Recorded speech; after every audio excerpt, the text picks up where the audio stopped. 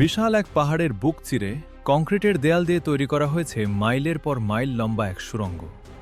এখানে নেই কোনো সূর্যের আলো, নেই কোনো সাধারণ মানুষের আনাগোনা। ডানে তাকালে মিসাইল, বামে তাকালে মিসাইল, মাথা তুললে দেখা যায় পাহাড়ের নিরেট পাথর। একেই ইরান বলছে তাদের মিসাইল সিটি বা ক্ষেপণাস্ত্রের শহর।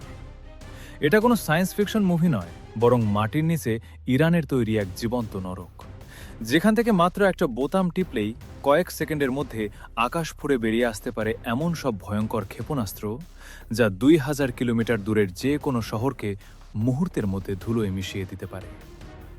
আমেরিকা বা ইসরায়েলের সবচেয়ে শক্তিশালী বাংকার বাস্টার বোমাও যেখানে পৌঁছাতে পারে না, সেখানে ইরান কিভাবে গড়ে তুলল এই অভেদ্য দুর্গ?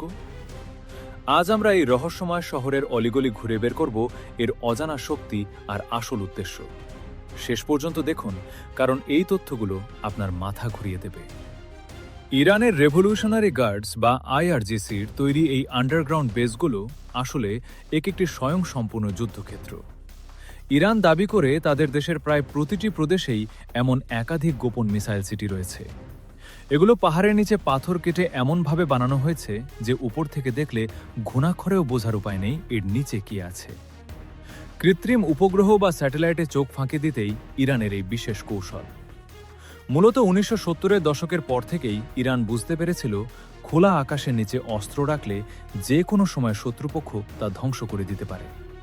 তাই তারা বেছে নিল মাটির নিচের এই জীবন। এই সুড়ঙ্গগুলো কেবল অস্ত্র রাখার গুদাম নয়, বরং এখানে রয়েছে নিজস্ব কমান্ড সেন্টার, বিশাল তেলের ডিপো এবং হাজার হাজার সেনার মাসের পর মাস থাকার জন্য সব ধরনের ব্যবস্থা। এমনকি এখানে নিজস্ব অক্সিজেন সাপ্লাই আর বিদ্যুৎ কেন্দ্রও আছে, যাতে বাইরের জগৎ থেকে বিচ্ছিন্ন হয়ে গেলেও যুদ্ধ চালিয়ে যাওয়া যায়।